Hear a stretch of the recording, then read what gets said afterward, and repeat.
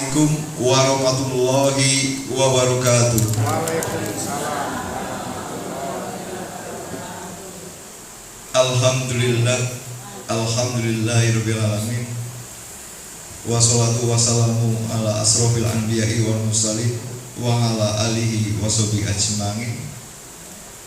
Allahumma inni as'aluka ilman nafi'an wa rizqan thayyiban wa amalan mutaqabbalan. Amma ba'du.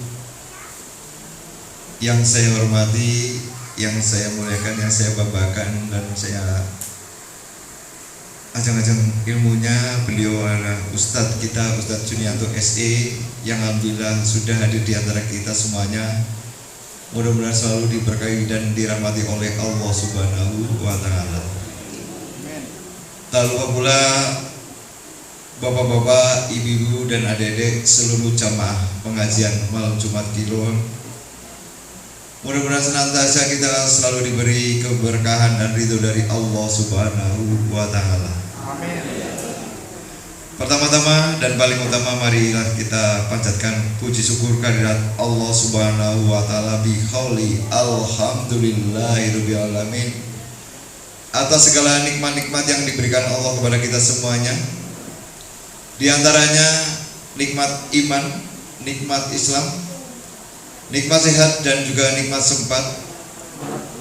Yang utama nikmat sehat kita dan diberikan kesempatan sehingga kita bisa hadir di antara warga sini yang mau dan mampu untuk melaksanakan dan mengikuti kajian malam hari ini.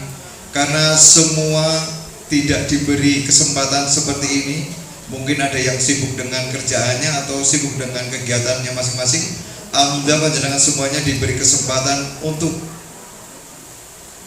mencari ilmu dan menimba ilmu yang sudah jadi rutinitas setiap malam Jumat Kliwon, yang alhamdulillah DKM akan selalu komitmen lah ya, selalu istiqomah dalam melaksanakan kegiatan kajian malam Jumat Kliwon. Salawat dan salam tak lupa pula kita haturkan kepada junjungan kita, uswah kita, tauladan kita, Kanjeng Nabi Muhammad sallallahu alaihi wasallam, yang mudah-mudahan kita termasuk umat yang akan mendapatkan syafaatnya di yaumul qiyamah nanti. Amin amin ya rabbal alamin. Alhamdulillahirabbil alamin. Di malam hari ini beliau Ustadz Junianto SE sudah hadir di antara kita semuanya, paling lebih awal hadirnya. Jadi kita sedikit bangga bahwasanya kita lebih didahului oleh Ustadz kita. Biasanya Ustadz hadir setelah kita hadir, tapi beliau sangat semangat untuk memberikan kajian di malam hari ini. Sekali lagi terima kasih kepada Ustadz Junianto SE yang menyempatkan diri untuk memberikan ilmu-ilmunya kepada kita semuanya. Mudah-mudahan bermanfaat bagi kita semuanya. Amin amin ya rabbal alamin. Dan alhamdulillah hari ini beliau hadir di antara kita semuanya akan membawakan kajian dengan tema kemuliaan dan amalan di bulan Syaban.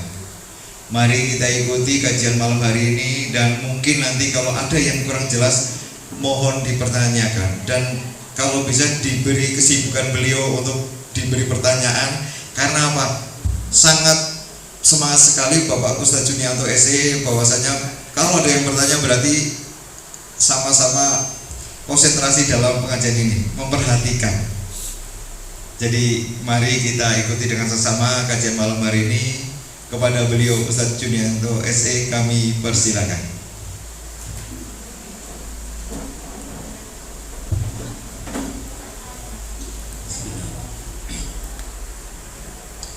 Assalamualaikum warahmatullahi wabarakatuh.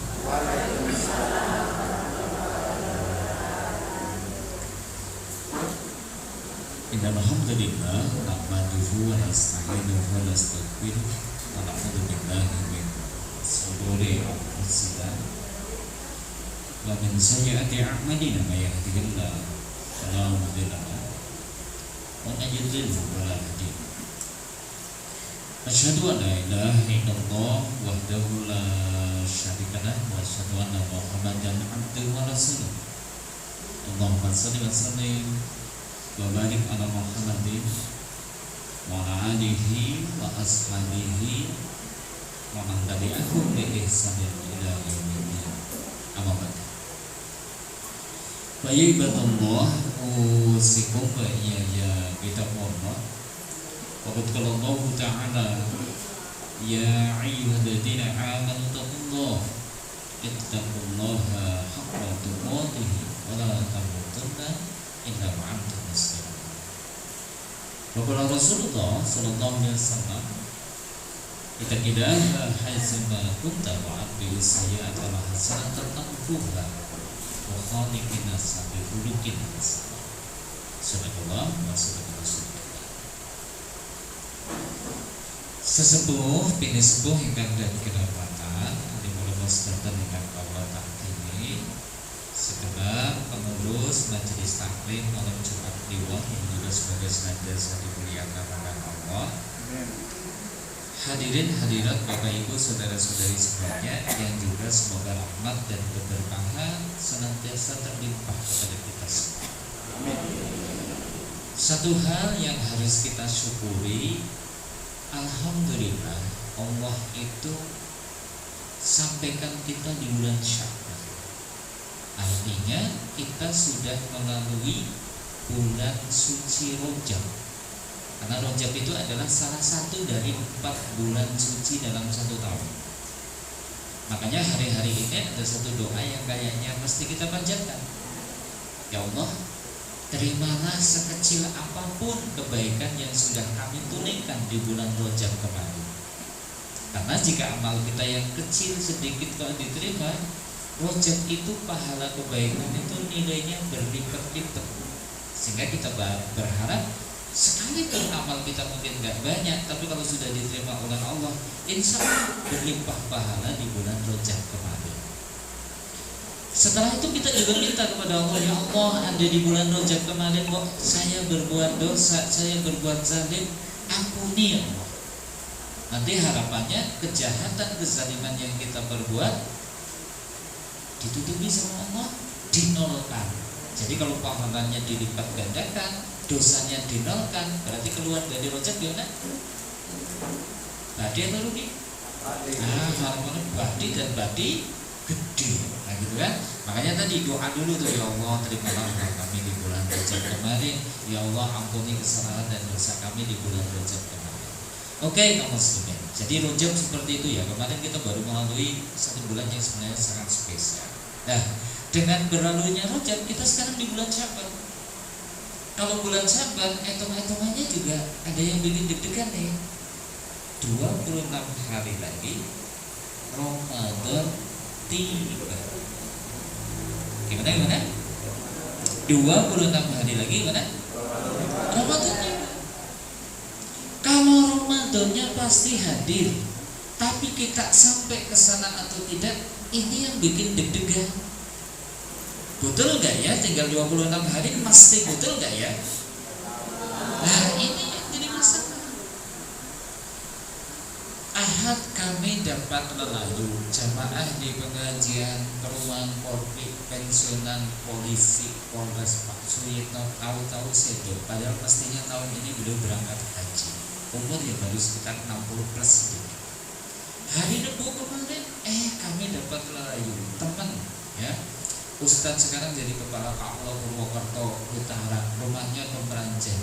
Hari Selasanya kecelakaan di Pasar Wijaya Kemeranjen, hari Rabunya sedo.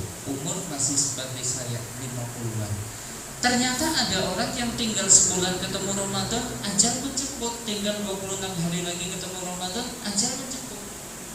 Oh kayaknya hari-hari ini pun ada doa-doa yang harus terus kita panjatkan. Allahumma barik lana fi Rajab wa Sya'ban wa barikhna Ramadan. Ya Allah, berkahilah Rajab kami, berkahilah Sya'ban kami, sampaikanlah kami ke bulan. Minta supaya masih diberi rezeki ketemu dengan Ramadan. Karena kita nggak tahu ya kapan ajal menjemput, tapi nyuwun di mata Allah, ya Allah, Allahumma barikhna Ramadan, Allahumma barikhna Ramadan. Kita kepengen tuh kita masih diberi kesempatan ketemu dengan Ramadan. Kenapa? Orang-orang yang mungkin ajal menjemput mungkin sebenarnya enggak bisa. Mereka tuh pada ngomong Gusti, kalau paling kesempatan ketemu Ramadan Ramadan sepindah balik. Sayang permintaan itu terlalu besar bagi mereka sehingga mereka beraninya mintanya gimana? Rabbi laula akhartani ila ajalin qarib. Duh Gusti, boleh ditunda kematiannya barang sekejap saja. Gak berani minta ketemu Ramadan sekali lagi itu, gak berani, terlalu besar. Mereka hanya beraninya minta ditunda barang sekejap saja. Tak sedekah riyen, tak dadi wong saleh riyen. Tapi apa jawaban Allah? Dikabulkan, minta penundaan dikabulkan. Ya wis tertunda 2 jam kata situ. Enggak, wala yu'akhirullahu nafsan idza jaa ajaluha. Sekali-kali Allah tidak akan menunda kematian seseorang yang sudah tiba ajalnya. Artinya, Anda besok kita masih ketemu Ramadan, itu nikmat yang harus kita syukuri. Disitulah kayaknya kita butuh bersiap diri. Nah, hari ini kaitannya dengan kemuliaan dan amalan bulan Syawal sebenarnya juga bagian daripada itu, pemanasan sebelum ketemu Ramadan. Baik Bapak Ibu kaum muslimin, insyaallah itu tema kita di kesempatan malam hari ini, kemuliaan dan amalan di bulan Sya'ban. Kaum muslimin saderengipun monggo selawat salam tansah kunjuk dumateng uswah kita, teladan kita Rasulullah Muhammad sallallahu alaihi wasallam beserta keluarganya, sahabatnya dan juga orang-orang yang sekolah dalam ilmu Islam dan ilmu. Oke, mari kita coba cermati nih satu persatu. Kita berdiri aja. Kaum muslimin, bulan Sya'ban itu bulan keberapa ya kalau dalam penanggalan Islam? Jadi aku pada ngerti bulannya bulan Islam. Artinya ya Agustus, September.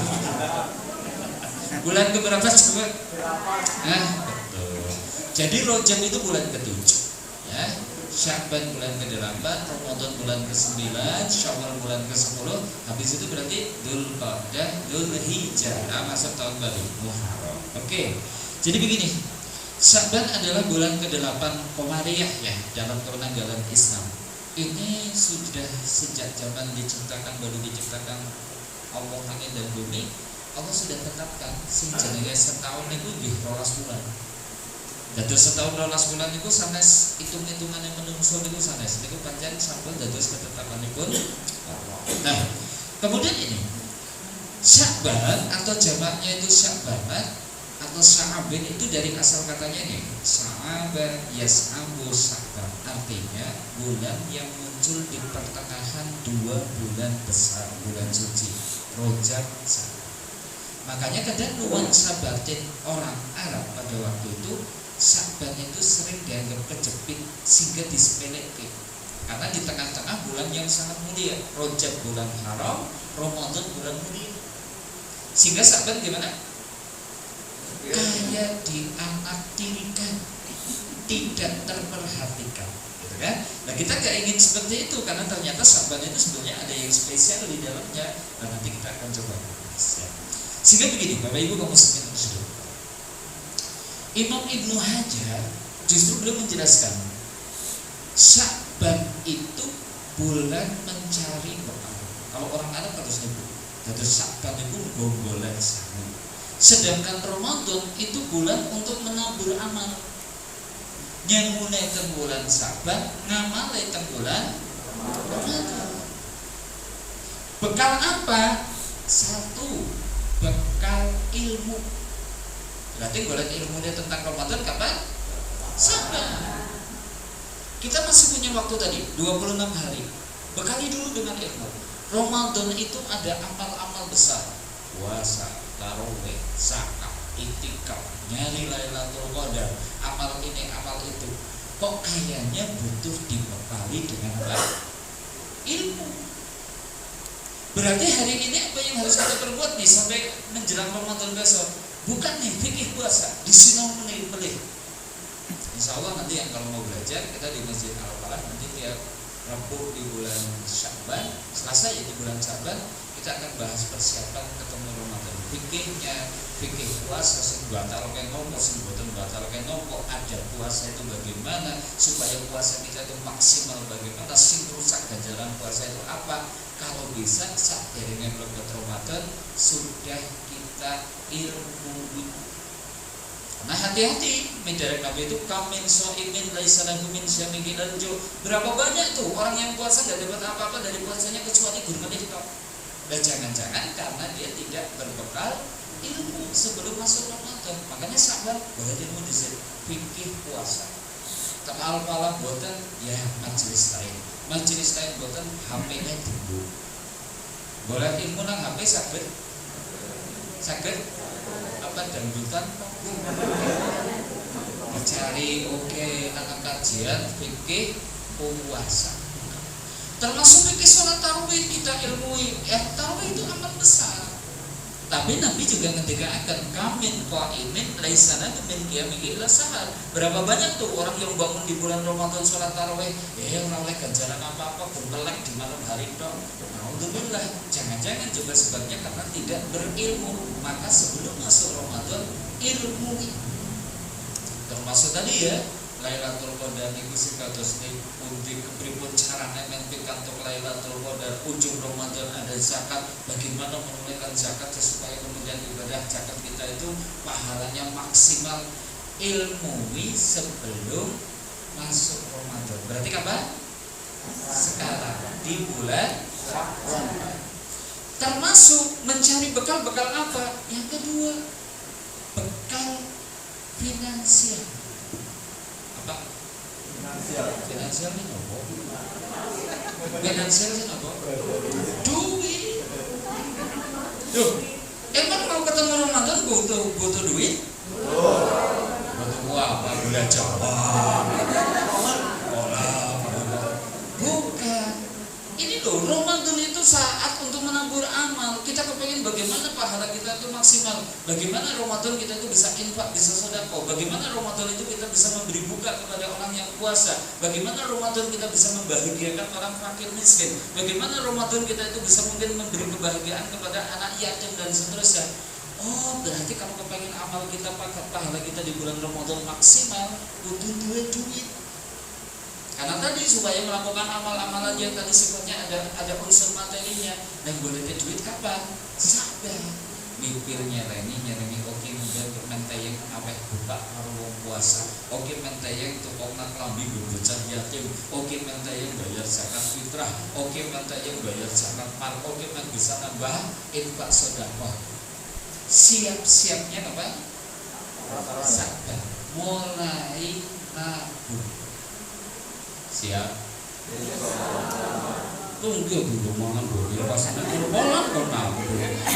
Ya sedidik jenengan gadah kasile pinten sisihkan untuk bersiap ketemu Ramadan.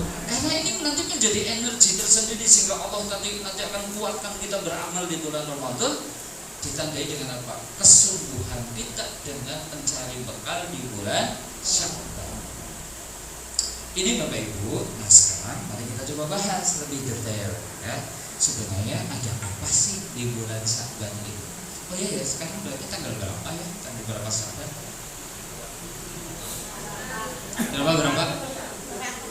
Berapa? Masih benar, bayangin ini saking bingungnya. Kalau orang ngerti orang tanggal ya kita sudah baru saja masuk tanggal 4 tadi maghrib tadi masuk tanggal 4. Oke, kita akan coba bahas apa sih keutamaan bulan Syawal. Baik, kita bahas satu persatu ya. Kami kumpulkan ada 4 poin. Yang pertama ini, Syawal itu begitu spesial. Kenapa? Karena ibadah puasa yang dilakukan di dalamnya itu menjadi puasa yang paling utama setelah puasa Ramadan. Saya ulangi nih ya, kalimatnya saya ulangi supaya jelas. Sya'ban itu begitu spesial. Kenapa? Karena ibadah puasa yang dilakukan di dalamnya adalah puasa paling utama setelah puasa. Ini dalilnya nih. Diceritakan oleh sahabat Anas bin Malik. Anas bin Malik itu membantunya Nabi ya, sehingga kemudian kalau ada tamu datang, ada orang bertanya, Anas itu biasanya hafal banget. Nah, suatu saat Anas bin Malik itu mendengar Su'ila Nabi sallallahu alaihi wasallam, ada orang nanya kepada Nabi sallallahu alaihi wasallam, ayu saumi afdalu ba'da Ramadan? Duh Rasulullah, puasa apa sih yang paling utama setelah puasa Ramadan? Ini pertanyaannya menarik. Kenapa? Berarti kayaknya sing takon ki wong pinter banget puasa, nganti ora cukup nek kon puasa Ramadan tok. Nek jenengan kan Ramadan tok dan madan kepaksa. Oh iya madan kepaksa. Apa maning puasa sunnah gitu kan. Ini kan berarti ki wong jangan panjang kayaknya enteng banget anggar dibawa puasa. Ada orang yang kalau dibawa puasa enteng ya. Jadi begini Bapak Ibu, sedikit melebar sedikit.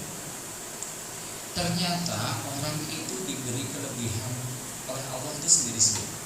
Makanya satu, nggak usah pesimis. Dua, ajak remehna wong liya. Kenapa? Masing-masing diberi kelebihan sendiri-sendiri. Termasuk kaitannya dengan amal.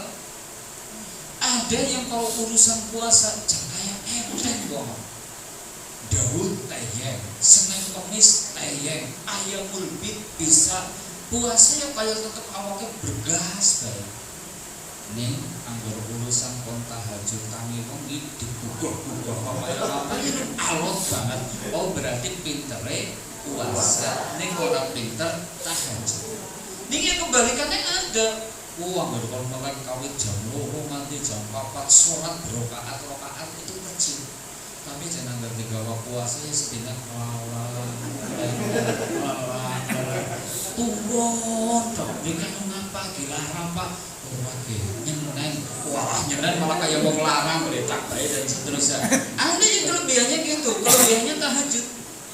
Ada yang mungkin puasa kelalat tangi wengi ya orang tayeng. Ning urusan infak sedekah nyah cah.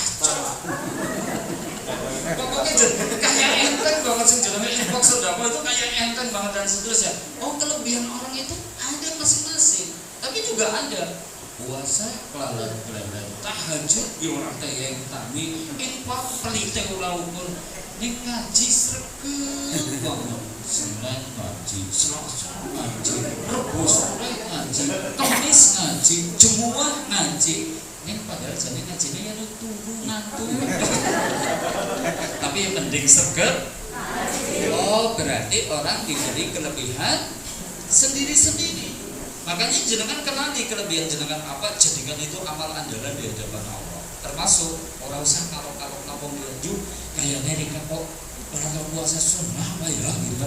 Orang usah kalau dia tidak pintar puasa sunnah, jebul pintar tahajud. Bisa jadi seperti itu. Nah orang ini yang bertanya kepada Nabi kayaknya orang yang tadi gimana? Kayaknya jago puasa. Sehingga orang terima nakon puasa ke Ramadan, itu benar terima boleh. Ya Rasulullah, puasa apa sih yang paling utama setelah puasa Ramadan? Maka dijawab oleh Nabi ini, Sya'bana litakdimi Ramadan. Puasa yang paling utama setelah Ramadan adalah puasa di bulan Sya'ban sebagai bentuk pengagungan terhadap Ramadan. Puasa di bulan Sya'ban. Nah, dari sini kita garis bawahi. Tadi kan puasa apa yang paling utama setelah puasa Ramadan? Berarti kalau kita berbicara ibadah puasa, ibadah puasa yang paling utama itu puasa apa? Ramadan. Nah ini kita generalisir karena kadang orang itu kadang tidak paham. Ibadah wajib itu paling utama dan paling besar pahalanya dibandingkan dengan ibadah sunnah. Bisa dipahami?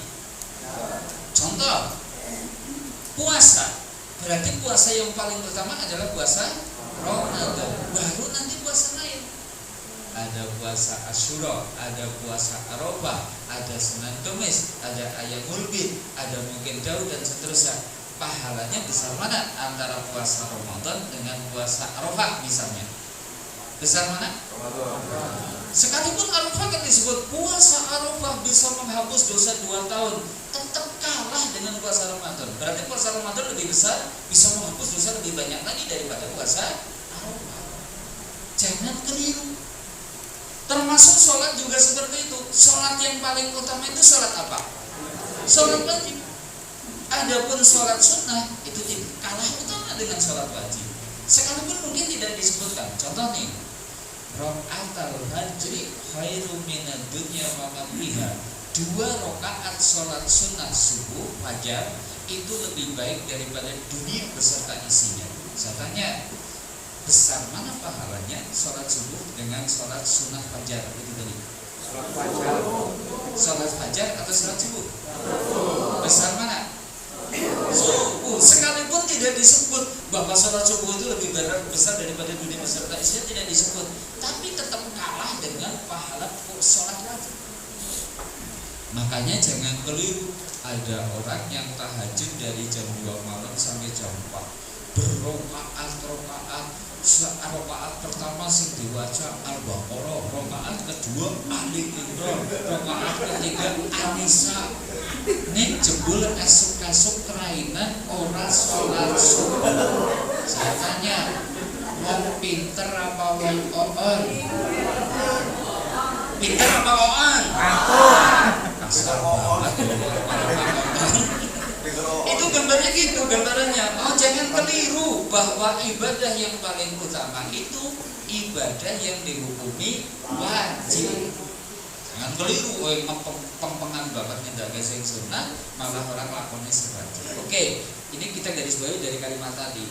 Puasa apa yang paling utama setelah puasa Ramadan? Oh, berarti puasa Ramadan itu tetap menjadi ibadah puasa yang paling utama. Yaitu puasa apa yang paling utama setelah Ramadan? Puasa yang dilakukan di bulan Sya'ban. Sehingga Nabi kita, Nabi SAW banyak puasa di bulan ini. Nih ceritanya ya. Ani Nabi SAW, dari Nabi SAW, annahu lam yakun yasumu minasanati sahran tama ila Sya'bana yasilu bil malam. Nabi itu tidak pernah puasa sunnah nganti sebulan deng, kecuali Sya'ban digandeng dengan Ramadan. Saya ulangi. Hadis ini menyatakan gimana? Nabi tidak pernah puasa sunnah sebulan deng. Sebulan deng sudah kita tidak 30 hari sebulan penuh puasa terus, tidak pernah, kecuali Sya'ban nyambung dengan Ramadan. Berarti kalau mungkin kadang ada yang puasa Rajab sebulan deng, ada yang mungkin puasa Asyura atau Muharram itu sebulan deng dan seterusnya, sebenarnya tidak pernah dilakukan oleh Nabi. Justru yang pernah dilakukan Nabi itu puasa di bulan Sya'ban sebulan deng. Artinya kalau Bapak Ibu kok mau melakukannya bulan ini puasa sebulan penuh bisa, karena sebagaimana yang dicontohkan oleh Bagus baju Ustaz apa jadi ya partai ya puasa sebulan dan jangan alasan kebenaran musuh. Ya sebenarnya macam orang kaya puasa sebulan begitu. Tapi yang seperti itu pernah dilakukan oleh Nabi, dan ini pun cuma sekali, yaitu di tahun di mana Nabi SAW itu sehingga di bulan Sya'bannya beliau itu puasa sebulan gandeng dengan Ramadan. Tapi Sya'ban yang lain ya, yang jelas beliau banyak berpuasa. Namanya kalau bisa kita juga seperti itu, banyak berpuasa di bulan Sya'ban. Oke, nanti puasanya seperti apa nanti kita bahas ya. Ini yang pertama ya, keutamaan Sya'ban. Jadi apa Sya'ban keutamanya? Sya'ban itu spesial. Kenapa? Karena ibadah puasa yang dilakukan di dalamnya menjadi puasa paling utama setelah Ramadan. Sekarang yang kedua, Sya'ban itu spesial. Kenapa? Karena Sya'ban itu bulan amal-amal kita diangkat kepada Allah, Rabb al-Alamin. Amal atau laporan tahunan. Jadi laporan kepada Allah kan macam-macam. Ada laporan harian, gitu kan? Asar, subuh, malaikat itu sip-sipan ganti lapor. Oh ini orang dari asar sampai subuh kegiatannya ini, dari subuh sampai asar ini. Ada malaikat yang laporan. Tiap hari ada laporan yang sifatnya pekanan, Senin, Kamis. Ada laporan kepada Allah yang sifatnya bulanan, dan yang sifatnya tahunan ternyata dilakukannya di bulan apa? Nanti kita coba cermati hadis ini ya. Jadi diceritakan ini, Usamah ibnu Zaid qala. Kita ceritakan dulu, siapa sih Usamah bin Zaid? Usamah bin Zaid itu putranya Zaid bin Harisah. Zaid bin Harisah itu siapa? Dia itu anak angkatnya Nabi kita. Jadi Zaid bin Harisah itu pernah diangkat jadi anak angkatnya Nabi. sampai dibinkan Zaid bin Muhammad. Cuma setelah turunnya surat Al-Ahzab, tidak boleh membinkan kepada bapak angkat, bolehnya membinkan ya kepada bapak biologisnya, baru dikembalikan. Zaid bin Harisah, dan punya putra namanya Usamah. Berarti ini orang terdekat Nabi. Usamah ini pernah bertanya kepada Rasulullah, ya Rasulullah, lam aroka tasumu sahram min syuhuri ma tasumu minas sya'bana. Ini Usamah itu gak tengke nopo sing dipun tambahi dari Nabi kita. Duh Rasulullah, nek kula gatosaken panjenengan kok kadose mboten nate puasa sunnah sebegitu semangat sebagaimana jenengan semangat puasa sunnahnya di bulan Sya'ban. Saya dipahami? Berarti teng bulan-bulan sanes menurut Usamah beliau puasa sunnahnya biasa-biasa saja. Tapi begitu masuk bulan Sya'ban puasanya gimana? Genteng banget, sergap banget. Sehingga Usamah itu jadi nanya, kenging nopo jenengan kok nek teng bulan Sya'ban jenengan kok puasa sunnahnya kok kados sempur temen, genteng temen dan seterusnya. Dijawab oleh Nabi ini, dalika syahrun yahfulun nasu anhu baina Rajabin wa Ramadan.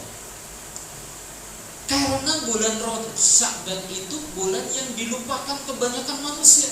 Yang tadi kami sampaikan, karena kejepit antara bulan Rajab dengan Ramadan, sehingga kebanyakan orang itu tidak memperhatikan, tidak memperlakukan istimewa. Nah, kalau ada bulan kok diperlakukan seperti itu, Nabi itu boten terima.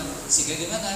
Beliau kemudian banyak berpuasa di dalamnya supaya menjadi teladan bagi kita. Oh, mestinya kita juga mempangke ibadah di bulan Sya'ban. Alasan pertama seperti itu. Alasan kedua, kenapa Nabi kok banyak berpuasa di bulan Sya'ban ini? Wa huwa sahlun turfa'u fikil a'malu ila rabbil alamin.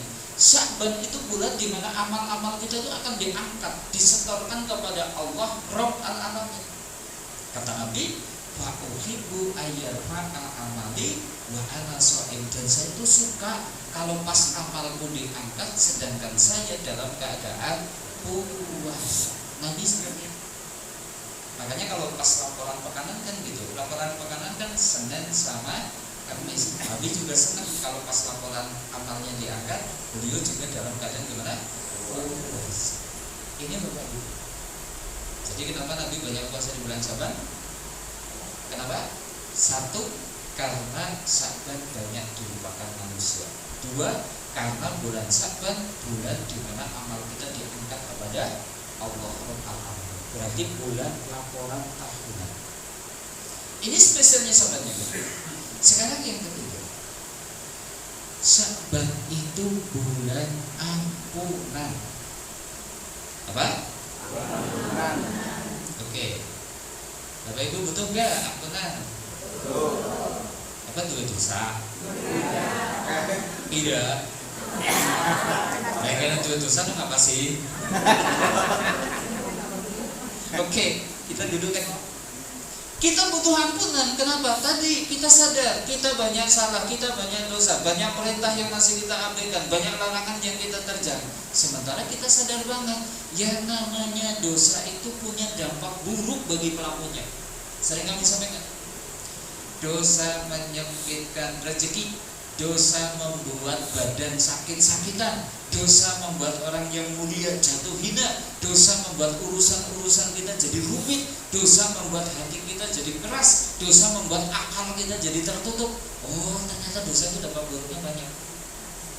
Dari sini kita butuh banget nih ampunan Allah. Ternyata spesial di bulan Sya'ban, Allah bagikan ampunannya kepada seluruh hambanya. Ini disebutkan dalam hadis ini. Innallaha la yutalli'u fi lailatin nisfi min Sya'bana fayaghfiru li jami'i khalqihi illa musyrikin aw musyahid. Innallaha sak temene Allah la yutalli'u betul-betul memandang, memperhatikan seluruh hambanya. Di kapan? Di malam nisfu Sya'ban, di malam pertengahan dari bulan Sya'ban. Terus ngapain? Seluruh hambanya kok dikatakan dari Gusti Allah itu ngapain? Allah bagikan semuanya dikasih ampunan. Tapi ada yang tidak kebagian. Musyrikin dua musyahid. Oke, kita garis bawahi dulu. Berarti salah satu keistimewaan bulan Syaban apa? Bulan dibagi-bagikannya ampunan Allah. Kepada siapa? Seluruh hambanya. Seluruh hambanya. Kecuali musyrikin atau musyahid. Ada dua yang gak kebagian, musyrikin, musyahid. Kita definisikan supaya kita tidak masuk di dalamnya. Emang Allah bagi-bagikan ampunannya di bulan Syaban, kita ternyata gak kebagian. Gara-gara kita mungkin masuk dalam salah satu dari yang dikecualikan oleh Allah. Oke, kita definisikan. Musyrikin yang tidak kebagian ampunan satu apa? Apa itu musyrikin? Apa itu musyrikin? Menyebutkan Allah sesungguh berbuat, menduakan sesungguh berbuat. Oke, supaya lebih jelas ya, supaya lebih jelas. Musyrikin itu ada dua. Satu, orang yang sama sekali tidak mau beribadah kepada Allah. Itu masuk kategorinya apa? Musyrikin. Berarti contohnya siapa? Kategori satu ini tidak mau beribadah kepada Allah sehingga beribadahnya kepada selain Allah. Contohnya siapa? Orang kafir berarti siapa? Ya orang Yahudi, Nasrani, Hindu, Buddha, Konghucu, Zoroaster, Majusi, Sobiin, kepercayaan ini, kepercayaan itu. Yang lain dapat ampunan, mereka itu semua gak bakalan kebagian ampunan. Siapa tadi? Semua agama di luar Islam itu namanya musyrikin. Loh, emangnya orang Yahudi musyrik? Ya, karena mereka menganggap Uzair itu anaknya Allah. Nasrani apakah musyrik? Ya, karena mereka itu menjadikan Yesus itu sebagai putranya Allah dan beribadah kepadanya. Orang Hindu apa musyrikin? Musyrik. Kenapa? Beribadah kepada selain Allah, dewa, Brahma, Siwa, Wisnu. Orang Buddha juga Sobiin, bahkan beribadahnya kepada malaikat, bintang-bintang. Orang-orang Majusi beribadahnya malah kepada api dan seterusnya. Maka mereka semua dikecualikan. Yang lain dapat ampunan, orang di luar Islam tidak kebagian ampunan. Musyrikin, orang yang tidak beribadah kepada Allah, beribadahnya kepada selain. Musyrikin yang kedua, orang yang bersama beribadah kepada Allah juga beribadah kepada selain Allah. Ini juga musyrik. Gimana tadi? Orang yang beribadah kepada Allah tapi juga beribadah kepada selain Allah. Ini juga musyrik. Yang namanya menduakan kan seperti itu. Oh, yang Gusti Allah yang diibadahi, sanesipun Allah yang diibadahi. Kupluk ya mambo kupluk, pambi kokok kokonan, sarungi ya wadimor, sholat 5 waktu, puasa Ramadan puasa, kaji bola-bali, umroh saben tahun. Ning angger mandur jere kudunya jene maring Dewi Sri. Dewi Sri apa Sinarjaya? Kepengin rezekine ombel maring Gunung Srandil. Kepengin jere aman ora ana tsunami, lambu sesaji ke pantai selatan. Kepengin ora ana longsor, bekti awas sesajen maring penguasa sing gawe reksa duno. Dia muslim, sholat, puasa, bahkan haji, umroh, tapi juga beribadah kepada selain, juga masuk kategori apa? Muslim. Yang lain dapat ampunan. Orang yang seperti itu tidak kebagian ampunan di bulan Syawal.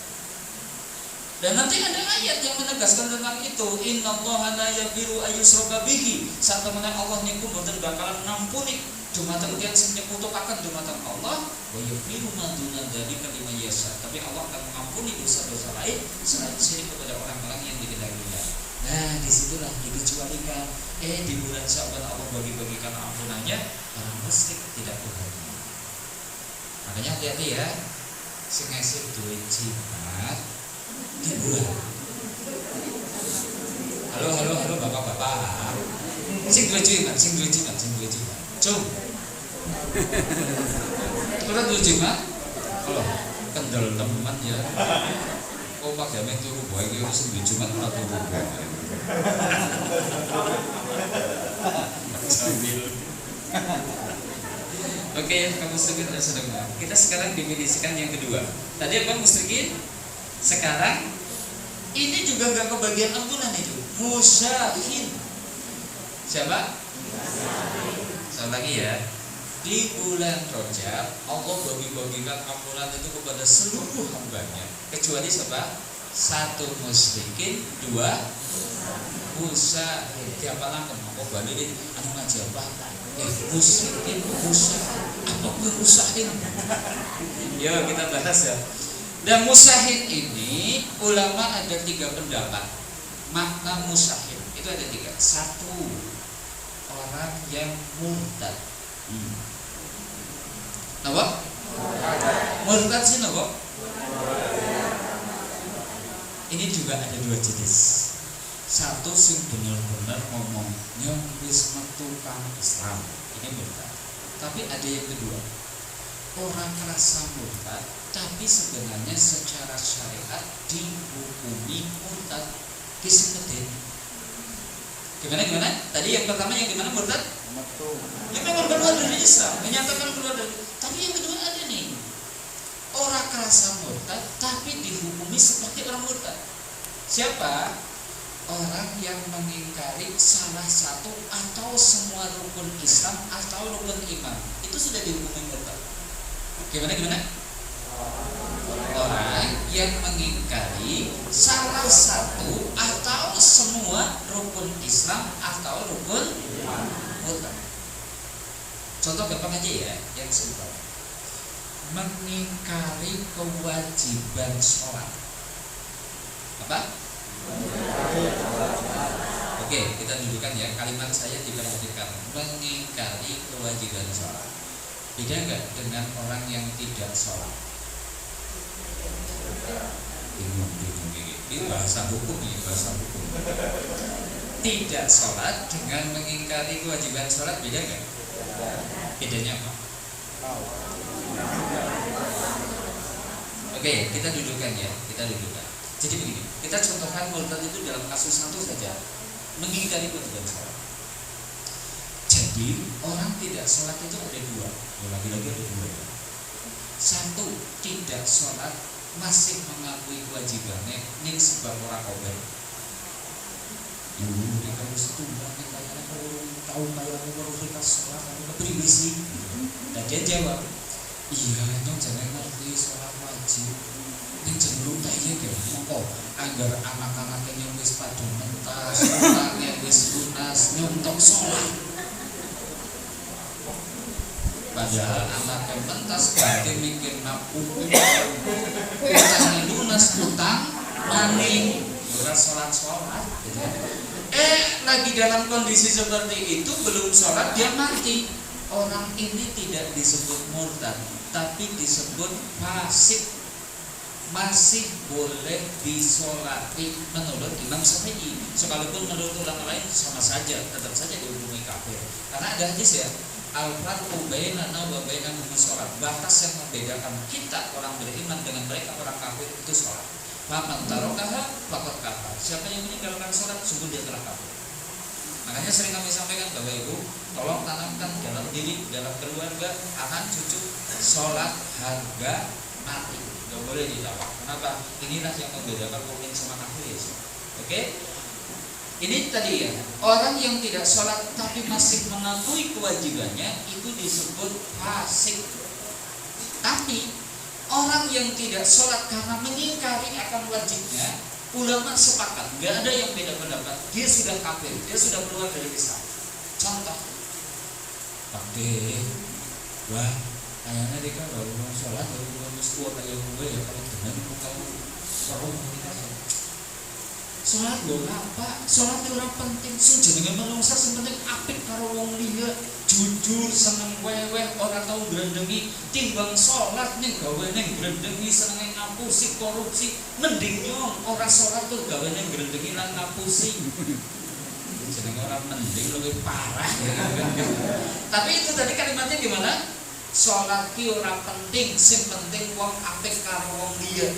Kalimat ini menunjukkan mengingkari kewajiban sholat. Justru ketone apik, tapi sebenarnya secara syariat masuk kategori apa? Murtad. Saged dipahami? Ya mongko kondur aja tuh berarti kan murtad ya.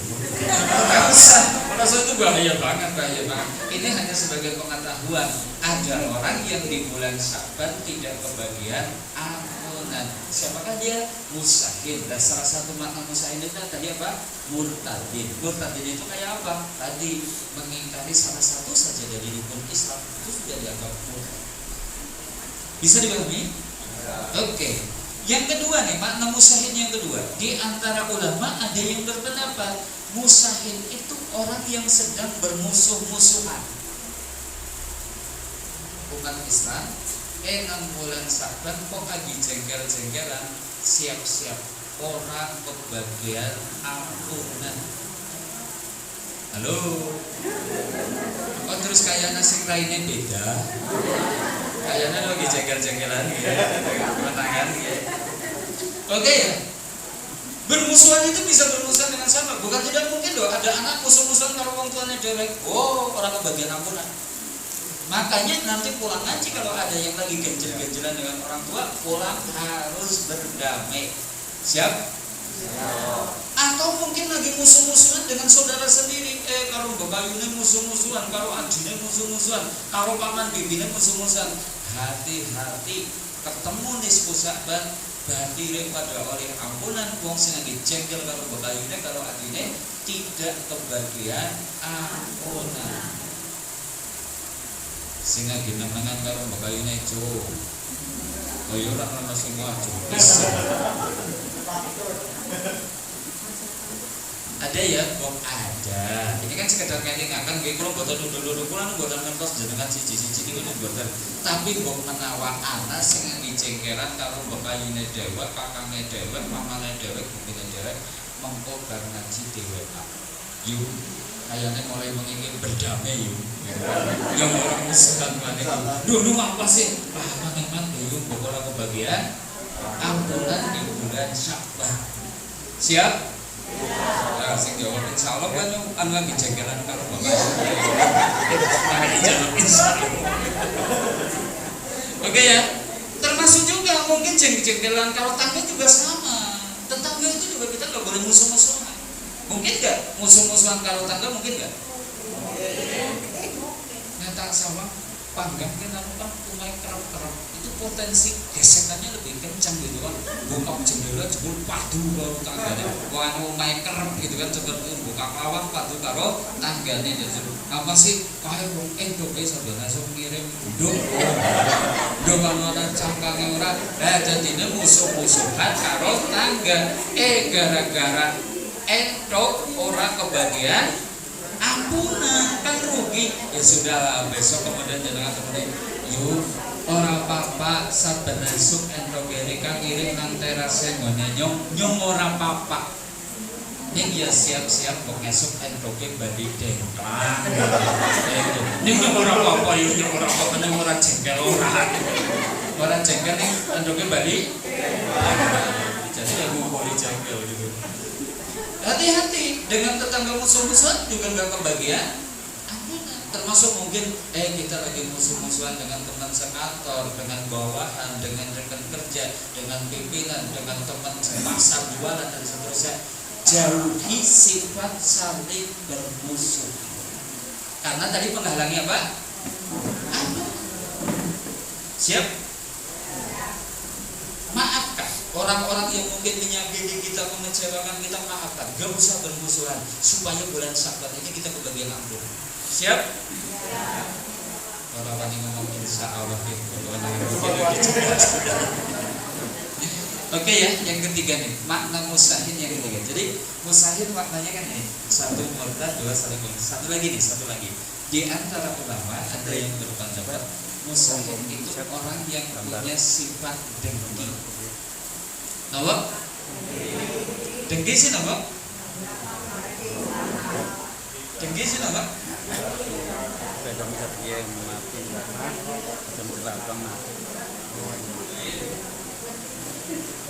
Oke, kita bedakan dulu ya. Bisa. Dengki itu nggak sama dengan iri. Coba deh kalau dikiranya dengki kalau iri pada beda. Iri itu kita kepengen memiliki sebagaimana yang dimiliki oleh orang lain. Kuwi jenenge iri. Dalam batas tertentu ditolerir. Asal jenengan anu mampu sanggup ora apa-apa. Ning anggere jenengan anu bojo itu ora kok iri kalau tanggane sing tuku pacero ya anu gering digawe dhewe. Ora usah iri, kaya ora usah iri. Itu ya. Dalam batas tertentu iri bahkan dianjurkan. Gimana? Malah dianjurkan kon iri. Contohnya, kancane jenengan kok apal Quran 30 juz. Nabi itu perintah kon iri. Yang biasanya nggak sih diperintah kon iri malah jenengan orang gelem iri orang mesti. Kalau alasan itu pernah kayak teman kawit SD pancen bocah pinter yang member lek apal Quran, yang anu bocah bodoh gitu kan. Kalau kan bocah nom yang member yang apal Quran, yang anu wis tua alasannya warna-warna orang iri. Padahal ini yang seperti itu kita diperintah iri. Contoh lagi nih, boleh iri. Jenengan duwe tangga sugih kok seneng sedekah. Nabi perintah kon iri karo wong sing kados niku. Ning jenengan mesti iri, irine sugih tok. Awehe ora ya. Terpamane ora irine ini sugih. Oke, sekarang kita bahas.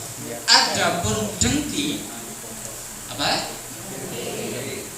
Dengki itu gini. Kadar yang paling rendah dari dengki itu tidak suka ketika orang lain mendapatkan nikmat. Ini kadar terendah. Berarti nang jenengan duwe bekayu tuku mobil kon dadakan jenengan priang, berarti jenengan dengki. Jenengan tanggane krungu kok tes dongkal sawah pun tetep dadane deg-degan, tensine munggah, berarti jenengan dengki. Ini yang paling rendah. Tidak suka ketika orang lain dapat nikmat. Nikmat itu bisa berwujud apa? Entah itu kedudukan, entah itu jabatan, entah itu harta, entah itu ilmu, entah itu kesolehan. Kita lihat ada orang kok dapat nikmat itu kita nggak suka. Itu namanya apa? Dengki. Kadar yang terendah. Yang parah ini orang yang mendengki itu kepengen agar nikmat yang ada pada orang itu hilang sekalipun tidak untuk dirinya. Pokoknya kayak wong nek bisa melarat, nek bisa kayak wong jadi bangkrut, nek bisa kayak wong setruk, nek bisa kayak wong kemudian kelangan kedudukan, nek bisa kayak wong ini jadi hina. Itu namanya dengki, berusaha menghilangkan nikmat yang ada pada orang. Saya tanya, jahat gak? Jahat gak? Jahat kok. Ana wong dapat nikmat malah ora seneng. Mulane biasanya wong dengki itu ada ciri-cirinya. Sing jenenge wong dengki kan wong dia seneng malah ora seneng kan sengsara digawe. Nah, biasanya tandanya ke wong dengki itu apake gering.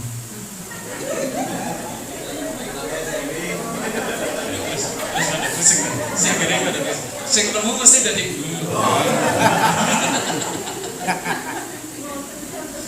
jadi tadi kan sing jenenge dengki kan lu gering digawe. Boten niku kula lu geringan lu diet Pak Ustaz. Gelawah ampun mengko diceritakan ke jare Pak Jonanto anggere wong dengki tandane gering. Rika lemu yu alhamdulillah berarti nyuwun jenengan ki wong jelatina apik banget gitu kan. Urung mesti lemu dengki yang pirang-pirang gitu kan. Gitu ya. Oke, dengki itu apa tadi? Dengki itu apa tadi? Tidak suka melihat orang lain dapat nikmat dan berusaha agar nikmat itu hilang. Jahatnya di situ. Maka orang Allah membagi-bagikan magfirahnya, ampunannya di bulan Sya'ban. Orang yang punya sifat dengki gak kebagian.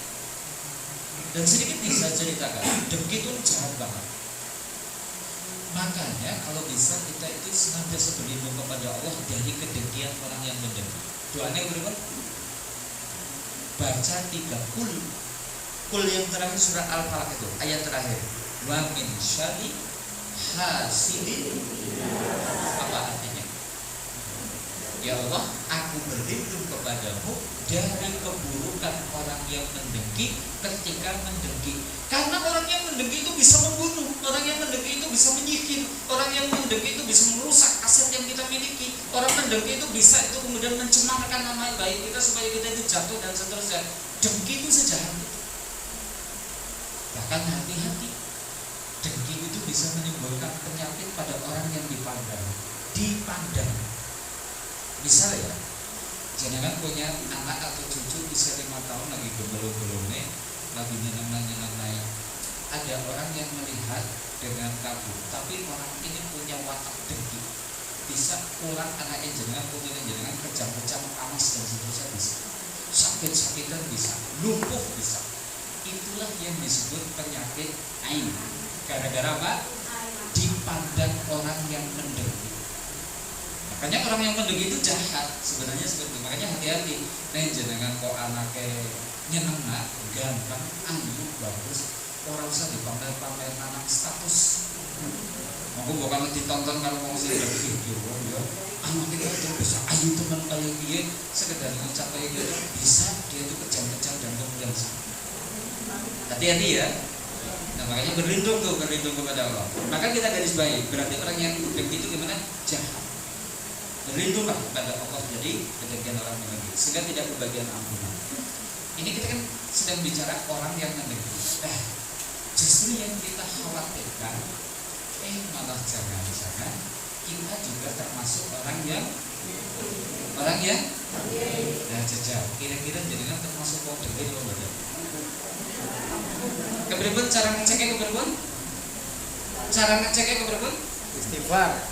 Cara ngeceknya, nek jenengan duwe tangga kok rezekine onggah dadane jenengan kok deg-degan tensine munggah, berarti jenengan wong mendengki. Mangke dicek ya. Oke, nek jenengan bokayune oleh duit akeh kok jenengan malah meriang, berarti ada keberipun? Hati-hati. Berarti mengkonang bulan Sya'ban pertengahan orang kebagian. Nah, di situ makanya kita butuh berdoa juga. Rabbana ighfir lana wa li ikhwanina alladziina sabaquna bil iman. Wala taj'al fi qulubina ghillan lil ladzina amanu. Ya Allah, janganlah menjadikan di dalam hati kami ada ghil, ada dengki terhadap saudara sesama orang beriman. Doa minta supaya dihilangkan ghil di dalam hati. Oke, kita kembali ke sini. Keistimewaan Sya'ban ketiga apa? Sya'ban bulan ampunan. Siapa yang akan dikasih ampunan sama Allah? Semua orang beriman, kecuali siapa? Musyrikin atau musahin. Musahin itu siapa? Musahin itu orang yang murtad. Musahin itu orang yang sedang musuh-musuhan. Musahin itu orang yang punya sifat. Oke, sekarang yang keempat. Keistimewaan Sya'ban yang keempat ini, banyak peristiwa besar dalam sejarah Islam yang terjadinya di bulan Sya'ban. Itu menunjukkan spesialnya Sya'ban ini. Ya, di antaranya nih, diturunkannya perintah puasa Ramadan itu bulan Sya'ban tahun kedua Hijriah. Jadi kapan perintah kutiba alaikumusiyam kama kutiba ala ladina min qablikum la'allakum tattaqun? Kapan diturunkannya? Sya'ban di tahun 2 Hijriah. Berarti sebelum itu umat Islam ada ibadah puasa wajib atau tidak? Ada puasa wajib atau tidak?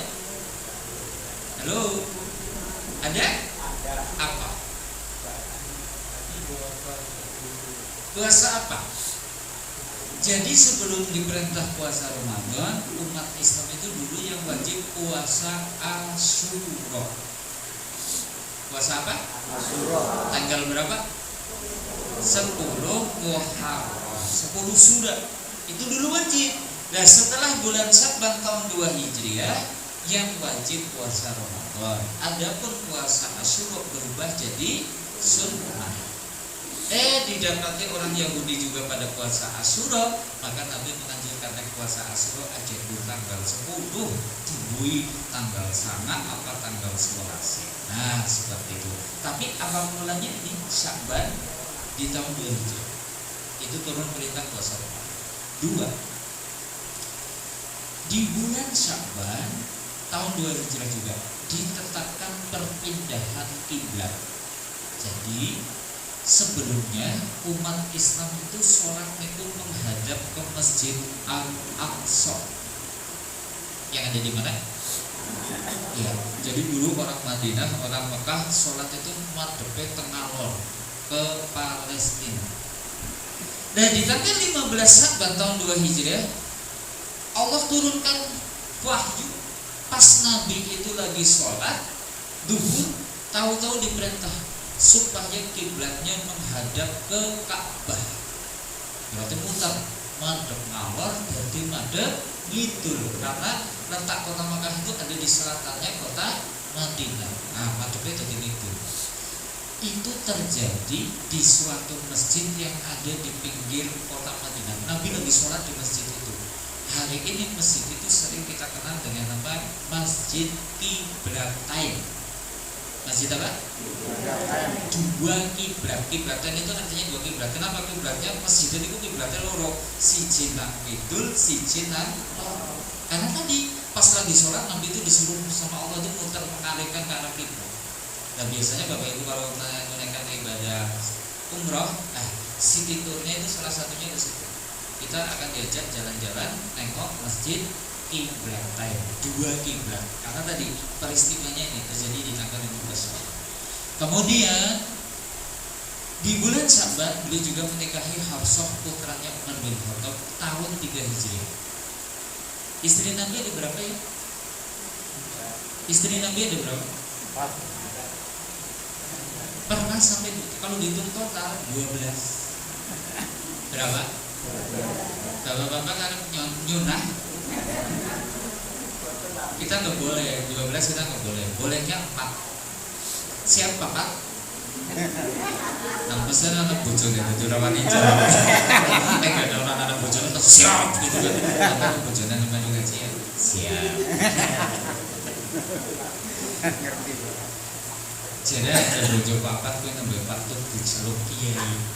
Angger bojone nembe siji ya ustaz. Angger nembe siji tukaran bayi ustit. Jadi kayaknya kelasnya ustit gitu kan. Siji tukaran bayi. Oke ya.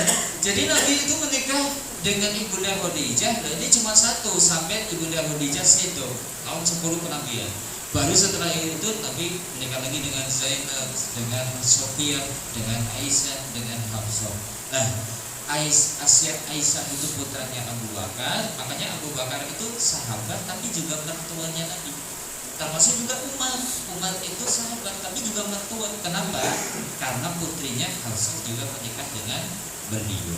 Kenapa? Karena para sahabat itu pengen ikut mendapatkan keberkahan dari Nabi dengan cara menikahkan putrinya sendiri.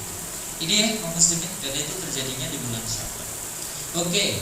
Kemudian di bulan Sya'ban juga masih di tahun 3 Hijriah wafat putri beliau Ummu Kulsum. Jadi putri-putri beliau itu pada meninggal duluan ya. Yang tidak itu Fatimah itulah, kemudian nanti belakang. Kemudian ini kelahiran Hasan Husain cucu beliau juga di bulan Sya'ban. Termasuk juga ini ya, diturunkannya perintah perang itu adalah di bulan Sya'ban tahun ketiga. Sehingga kemudian ada perang Badar, perang Uhud dan seterusnya setelah itu. Sebelumnya ya sabar sekalipun ditindas dan seterusnya diskusi. Oke, ini kita sudah lengkapi 4 poin yang menunjukkan bulan Sya'ban itu adalah spesial, istimewa. Satu apa tadi? Sambil diingat.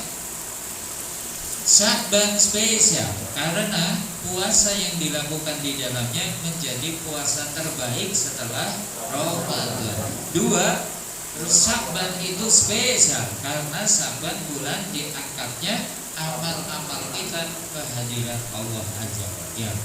3, Sya'ban itu spesial karena di bulan itu Allah bagikan ampunannya kecuali orang musyrik, kecuali musyrik, tidak ada.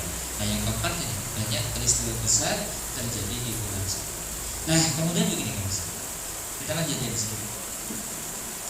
seperti apa sih puasa Sya'bannya Nabi? Tadi kan disebutkan ya, Nabi banyak berpuasa di bulan Sya'ban. Begini puasanya Nabi. Satu ini, beliau tidak pernah mengkhususkan hanya puasa di tanggal 15 tok, atau 10 awal Sya'ban tok, atau 10 akhir Sya'ban tok. Dan terus gimana? Nah, diceritakan oleh Ibunda Aisyah. Ya. An Alqamah qultu li Aisyah. Alqamah itu bertanya kepada Ibunda Aisyah. Semoga Allah memberikan keridhaan kepadanya. Hal kana Rasulullah sallallahu alaihi wasallam yahdasu minal ayyami syai'an? Apakah Rasulullah itu suka mengkhususkan hari-hari tertentu dengan amal-amal tertentu? Dijawab oleh Ibunda Aisyah, lah, tidak. Karena amaluhu dimatan, amal beliau itu berkesinambungan. Berarti cara puasa Sya'bannya Nabi ya sudah, kalau biasa Senin Kemis ya berarti Sya'ban dilanjutkan Senin Kemisnya. Yang biasa Daud dilanjutin Daudnya. Kalau biasa Ayyamul Bid silakan bidik Ayyamul Bidnya. Tapi tidak mengkhususkan tanggal 15 tok atau 10 awal atau 10 akhir. Bisa dipahami ya? Karena kadang nanti ada yang nganjurin puasa tanggal 15 tok kayak gitu dan seterusnya, karena itu adalah nisfu Sya'ban. Nanti malamnya disuruh sholat ini sholat itu dengan hitungan wirid sekian-sekian dan seterusnya. Nah, nanti kita dudukkan. Yang seperti itu tidak ada dasar sahih dari Nabi.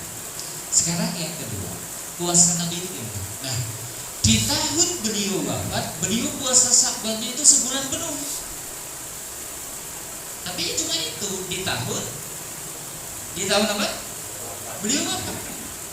Jadi Ummu Salamah qalat, ini diceritakan oleh istri beliau juga, Ummu Salamah. Dia itu bercerita, "Ma ra'aitu Nabi sallallahu alaihi wasallam yasumu shahraini mutatabi'ain ila Sya'ban wa Ramadan."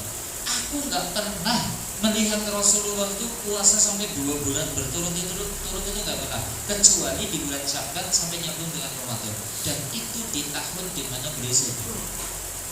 Makanya ada yang spesial ya di tahun di mana beliau hidup. Satu, beliau puasa Sya'bannya 1 bulan.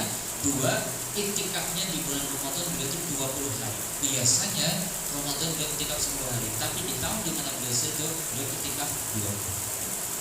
3, ini juga kita harus paham.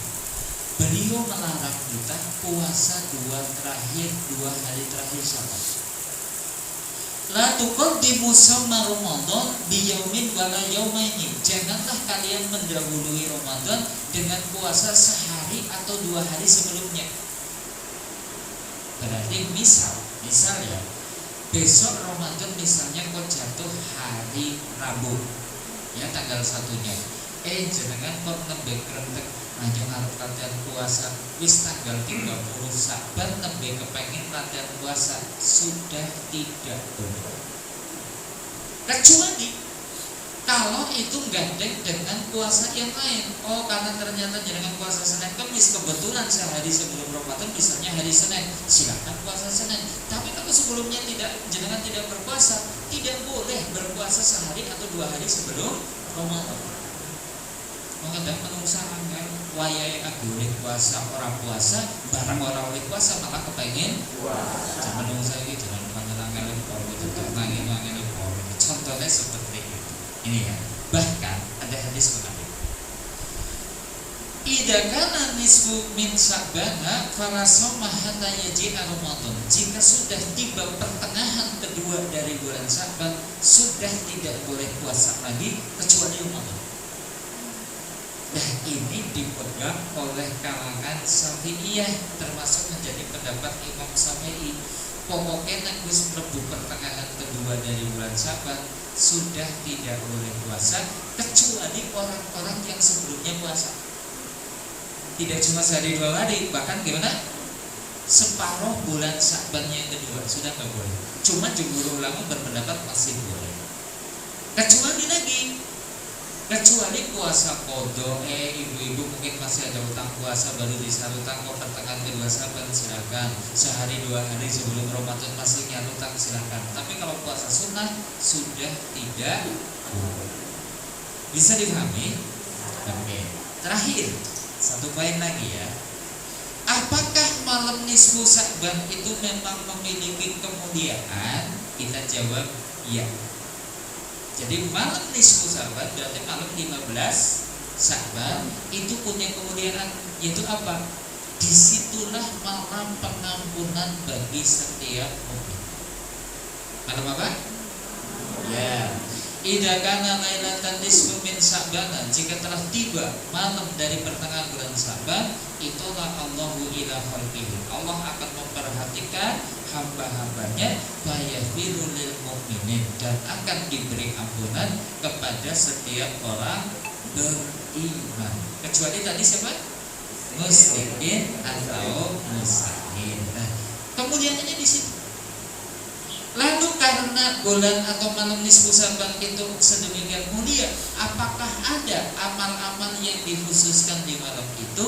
Maka kita jawab, meski malam nisfu Sya'ban itu penuh dengan kemuliaan, tidak ada riwayat sahih tentang adanya amalan khusus di malam tersebut. Terus berarti gimana? Ya sudah, malam nisfu Sya'ban seperti biasanya dengan tahajud, perbanyak istighfar, tadarus dan seterusnya. Silahkan jemput ampunan dengan tahajud, memperbanyak istighfar dan seterusnya. Tapi tidak ada amal-amal khusus yang secara sahih dianjurkan oleh Nabi Sallallahu Alaihi Wasallam. Demikian Bapak Ibu tentang Sya'ban. Saged dipun pahami? Apakah kita bisa mengamalkannya? Setidaknya tadi ya, aja musuh-musuhan, aja duwe watak dengki. Siap? Mengko dengkine nang bulan lain selain Sya'ban. Ki Sya'ban nek bisa ya aja dengki.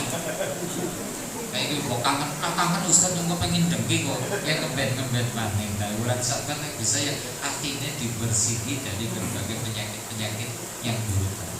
Siap? Oke, ini dulu. Monggo, mungkin ada hal yang butuh didiskusikan, mari kita diskusikan bersama. Semoga saya kembalikan ke kedua acara.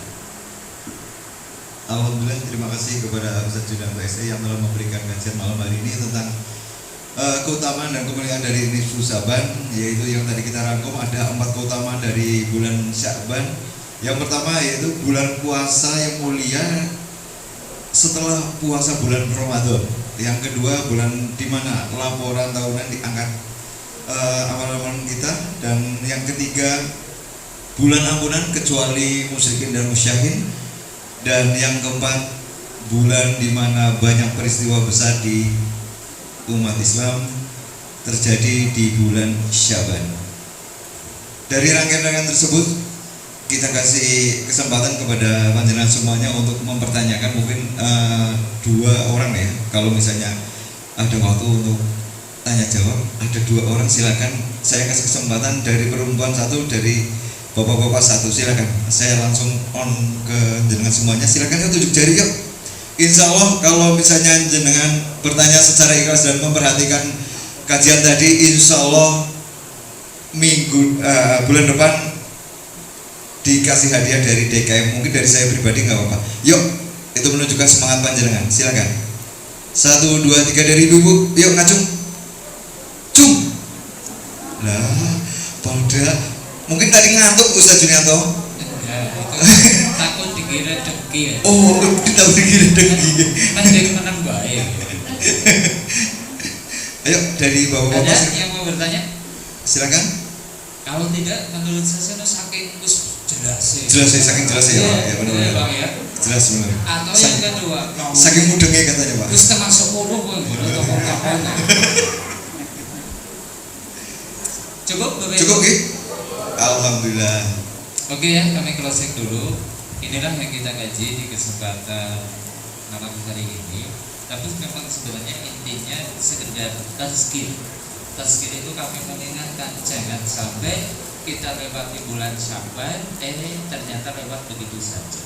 Ingat, Sya'ban bulan mencari bekal. Tadi ya, sudah kami sampaikan ya. Sya'ban bulan apa? Cari bekal. Bekal apa? Bekal ilmu, bekal sangu duit juga supaya nanti Ramadan gimana? Tinggal menebar amal. Nah yang keduanya tadi, oh ternyata Syaban itu memiliki kemuliaan. Salah satunya lah yang kita petik, oh Syaban itu bulan ampunan. Yuk kita raih ampunan Allah. Jangan sampai terharap mendapatkannya gara-gara tadi musrik atau kita termasuk musafir. Semua jengkel-jengkelan, mungkin punya watak dengki dan seterusnya.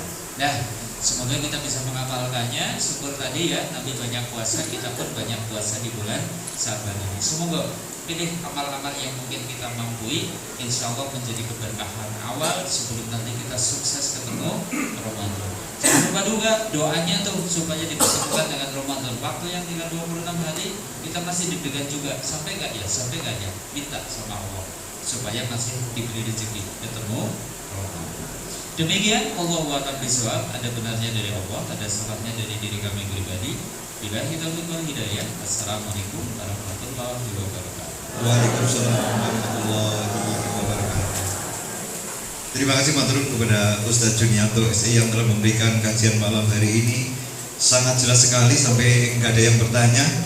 Kajian malam hari ini yaitu utama dari bulan Nisfu Syaban dan Nisfu Syaban ya, sudah ada diterangkan ada 4 poin untuk kita renungi dan kita cermati. Yang utama tadi kita harus mencari bekal dari ilmu dan materi.